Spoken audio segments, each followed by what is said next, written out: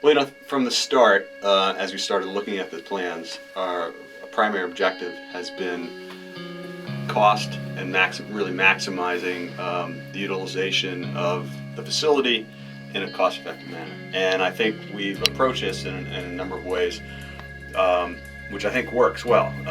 One is to make sure it's sized properly for a town of our size.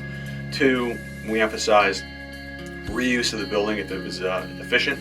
And so we're renovating the Pond Cove Annex, which is both efficient and harkens back to sort of the character of the town and history of the town.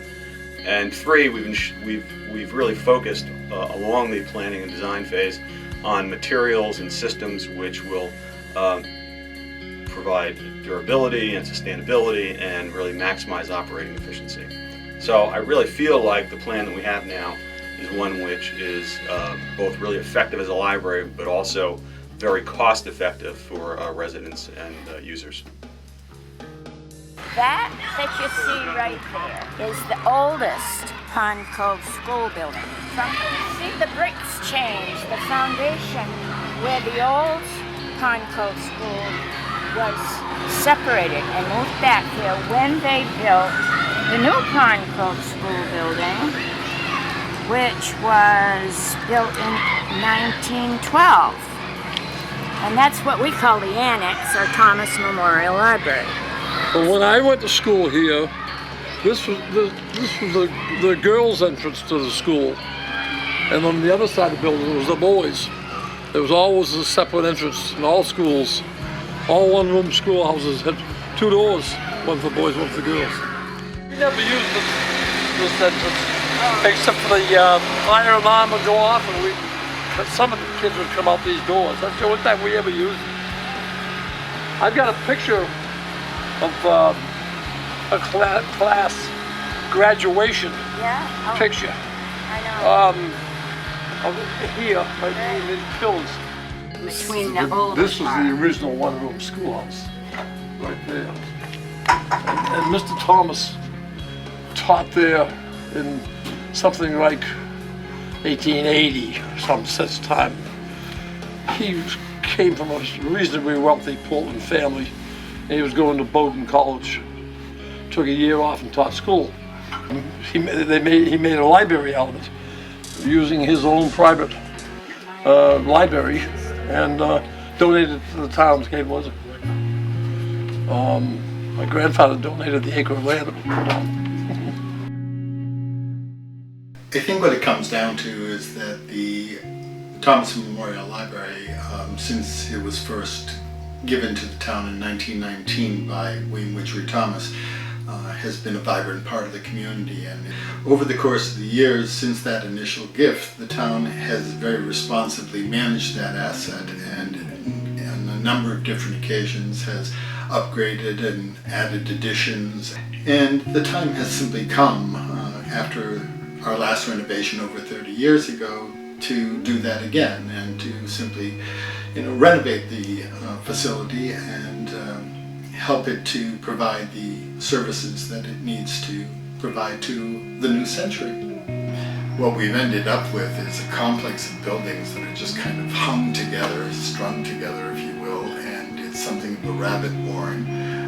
There are, I think, over 30 separate rooms in this complex, and they are located on 5 separate levels. So it's a difficult building to get around in. It's the same on the other. I understand it's, I've never seen one work. It is frightening to some handicapped people to ride on these things. There was a while when we were forbidden to have 2 people on at a time, so you put someone in a wheelchair, and the thing would shudder, and they were alone in that strange little cubicle. It isn't a comforting ride. There's an awful lot about the building that simply needs to be updated. We started with this project in the planning stage last October, and we first came to look at this project. We were just very, very excited about this building, and the old Pond Cove Annex building and some of the qualities that this building had. And so our first inclination is how can we save this building? It's really quite remarkable. And still, you know, keep the feeling of the old but incorporate the new and incorporate a new building. And one of the other things we noticed when we were on site was that there was quite a bit of grade drop off in the back south side of the site towards the school. We thought, wow, what a wonderful opportunity here to make a connection. This corner is a very active corner and the front entrance of the library and down to the school. So we wanted to create a walking path that had perhaps a reading garden, some nice landscaping, and an opportunity for people to walk down and see this connection between the library and the schools. We also saw this as an opportunity for a lower level entrance to the children's library. And so we've created an entrance at the lower level here and for young families to come in and use the lower level library, and also a place for the Family Place Library, which was a very important part of this project.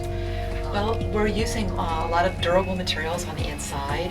The feeling is going to be light and airy, creating lots of flexibility in the space, but we're also going to be accommodating the acoustics, which is a very important part of a library. And there'll be lots of natural sunlight to make you feel welcoming and at home. Also a lot of natural materials. We're using in appropriate places such as the entrance lobby and the gallery space below. We're using maple, a light wood, or natural materials, and on the exterior brick and clapboards and shingles were very appropriate to the town center materials. So both on the interior and the exterior we're using warm, welcoming materials that are durable but also familiar. So I really feel like the plan that we have now is one which is both really effective as a library, but also very cost effective for residents and users.